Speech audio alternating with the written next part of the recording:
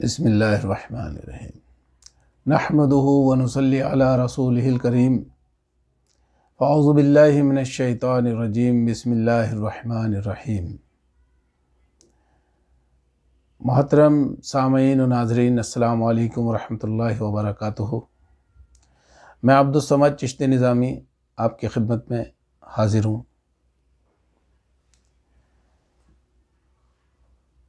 ایک موضوع، ایک عنوان قرآن پاک کی روح سے، محبت کا معیار قرآن پاک سے، قرآن پاک سے محبت کا معیار کیا ہونا چاہیے، یہ قرآن پاک سے اللہ نے ہمیں سمجھایا۔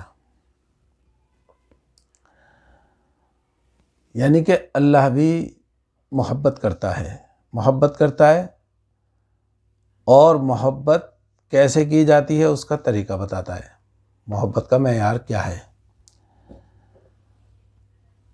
تو شروع کرتا ہوں۔ بسم اللہ الرحمن الرحیم۔ قرآن پاک کی آیت ہے سورہ آل عمران کی آیت نمبر 31 ہے۔ بسم اللہ الرحمن الرحیم۔ قل ان کنتم تحبون اللہ فاتبعونی یحببکم اللہ ویغفر لکم ذنوبکم واللہ غفور الرحیم۔ اللہ ارشاد فرماتا ہے، کہہ دیجئے اگر تم اللہ سے محبت رکھتے ہو تو میری تابعداری کرو۔ یعنی کہ اللہ فرما رہا ہے رسول اللہ سے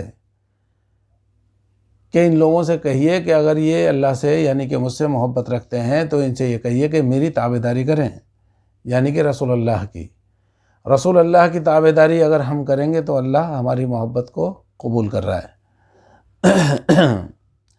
یہی مودت ہے۔ تو کہہ دیجئے اگر تم اللہ سے محبت رکھتے ہو تو میری تابعداری کرو، اللہ تعالیٰ خود تم سے محبت کرے گا اور تمہارے گناہ معاف فرما دے گا۔ اللہ تعالیٰ بڑا بخشنے والا مہربان ہے۔ کیونکہ رسول اللہ صلی اللہ علیہ وسلم اللہ کے محبوب ہیں، اللہ آپ سے محبت کرتا ہے۔ یہ دیکھیے ایک طریقہ، ایک نظام کیا ہے۔ اللہ محبت کرتا ہے اپنے محبوب سے، اور ہم اللہ سے محبت ڈائریکٹ کرنا چاہتے ہیں۔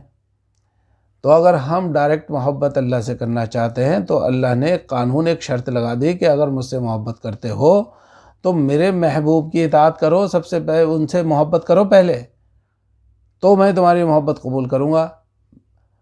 تو میں تم سے خود ہی محبت کرنے لگوں گا جب تم میرے محبوب سے محبت کرو گے اور ان کا کہنا مانو گے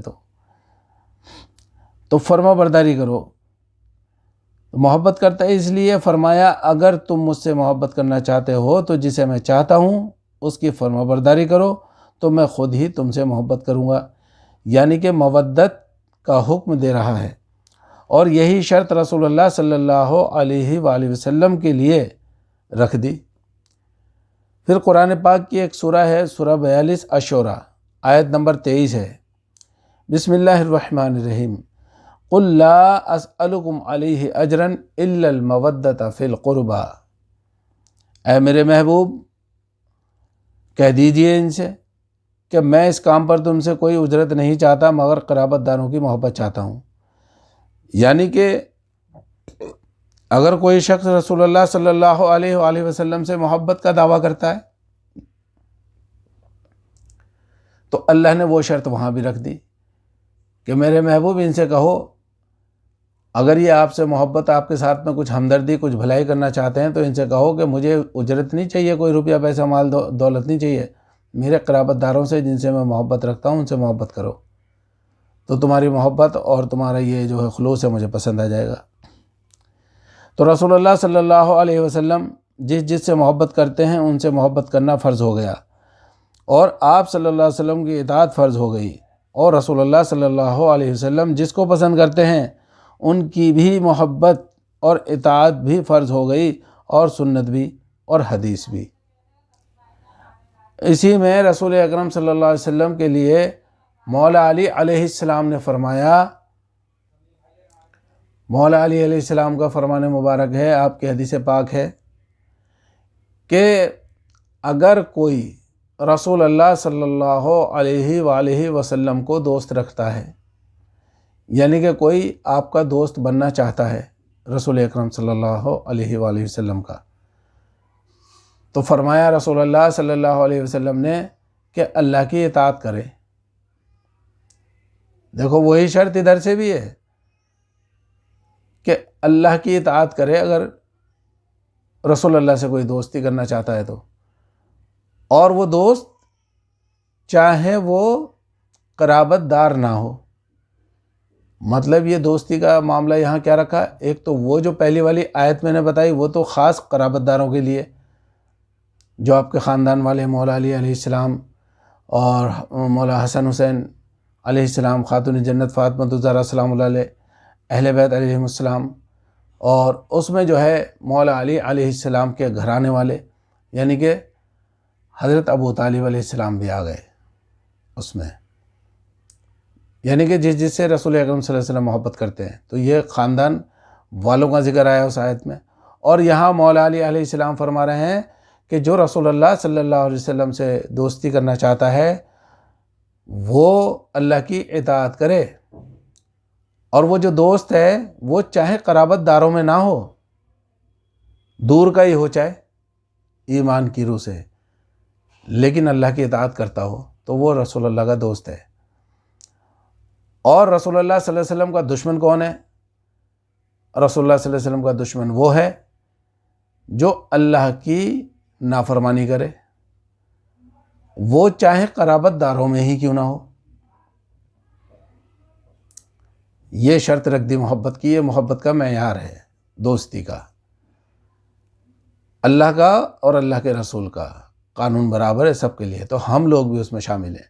اللہ پاک ہمیں اللہ اور اللہ کے رسول کی اطاعت کرنے کی توفیق عطا فرمائے اور اس پر عمل کرنے کی توفیق عطا فرمائے۔ وہی قرآن میں اللہ پاک نے ایک آیت آگے آئے گی، میں پڑھوں گا، اس میں اللہ نے ارشاد فرمایا، اب یہ دیکھیے شرط کیا ہے۔ یہ سورہ النساء ہے، آیت نمبر 59 ہے۔ بسم اللہ الرحمن الرحیم۔ یا ایھا الذین آمنوا اطیعوا اللہ واطیعوا الرسول واولی الامر منکم، اے ایمان والو فرما برداری کرو اللہ کی اور اللہ کے رسول کی اور ان کی جو تم پر صاحب امر ہوں۔ صاحب امر کا مطلب یہ ہے جو صاحب حکم ہے، جو آپ کے اوپر حکم کا حق رکھتے ہوں، جن کا آپ کہنا مانتے ہوں۔ فَإِن تَنَازَعْتُمْ فِي شَيْءٍ فَرُدُّوهُ إِلَى اللَّهِ وَالرَّسُولِ إِن كُنتُمْ تُؤْمِنُونَ بِاللَّهِ وَالْيَوْمِ الْآخِرِ ذَلِكَ خَيْرٌ وَأَحْسَنُ تَأْوِيلًا۔ اور پھر اگر کسی چیز میں تم لوگوں میں آپس میں اختلاف ہو جائے، یعنی کہ ہمارے پریوار میں یا ہمارے خاندان میں یا ہماری ذاتی کسی بھی معاملے میں کوئی اختلاف کسی بھی طرح کا ہو، چاہے خاندانی ہو، رشتہ داری کا ہو، بزنس کا ہو، کاروبار کا ہو، بیاہ شادی کا ہو، نفع نقصان، کوئی بھی کسی بھی طرح کی کوئی بات آپس میں اگر ہوتی ہے اور اس میں مشورے کی ضرورت ہے، تو اللہ حکم فرما رہا ہے کہ تم لوگوں میں آپس میں اگر اختلاف ہو جائے، فیصلے کی ضرورت پڑ جائے، تو اسے فیصلے کے لیے اللہ کی طرف لوٹاؤ اور رسول اللہ صلی اللہ علیہ وسلم کی طرف لوٹاؤ۔ اگر تمہیں اللہ پر اور قیامت کے دن پر ایمان ہے، اللہ نے کہا کہ میری طرف اور میرے رسول کی طرف لوٹاؤ اس کو، جو وہ فیصلہ کرتے ہیں اس کو مان لو۔ اور شرط کیا رکھی؟ اگر تمہیں اللہ پر اور قیامت کے دن پر ایمان ہے تو وہ ایسا کرے گا، یہ بہت بہتر ہے اور باعتبار انجام کے بہت اچھا ہے۔ تو جو صاحب امر ہیں ان کی اطاعت بھی فرض کر دی اللہ نے۔ صاحب امر وہ ہوتے ہیں جن کا ہم حکم مانتے ہیں، اور یہ صاحب امر ہیں جن کا حکم قیامت تک چلے گا۔ ہر وہ شخص جو صاحب امر ہے جن کو یہ اپنا ولی بنا دیں، یعنی کہ جو صاحب امر ہیں وہ اگر کسی کو اپنا ولی بنا دیں وہ بھی صاحب امر ہیں۔ تو سب سے پہلے صاحب امر اللہ نے مولا علی علیہ السلام کو بنایا رسول اللہ کے بعد۔ اطیعوا اللہ و اطیعوا الرسول و اولی الامر منکم، اللہ کی اطاعت کرو، اللہ کے رسول کی اطاعت کرو، اور ان کی بھی جو اولو الامر ہیں تم میں، صاحب حکم ہے، یہ اللہ کا ہی حکم ہے قرآن پاک میں۔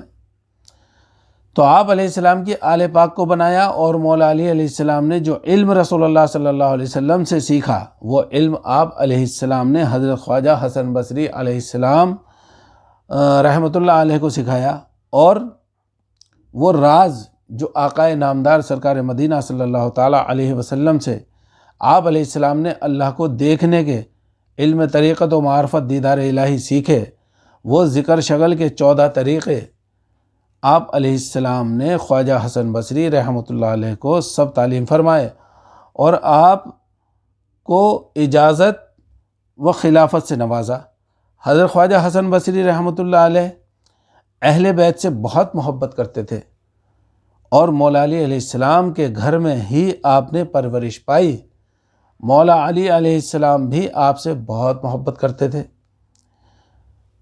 تو پھر فرمایا، ایک حدیث پاک ہے، فرمایا رسول اللہ صلی اللہ علیہ وسلم نے قال رسول اللہ صلی اللہ علیہ وسلم المرء مع من احبہ، جس کو جس سے محبت ہوگی وہ روز محشر میں اس کے ساتھ ہوگا۔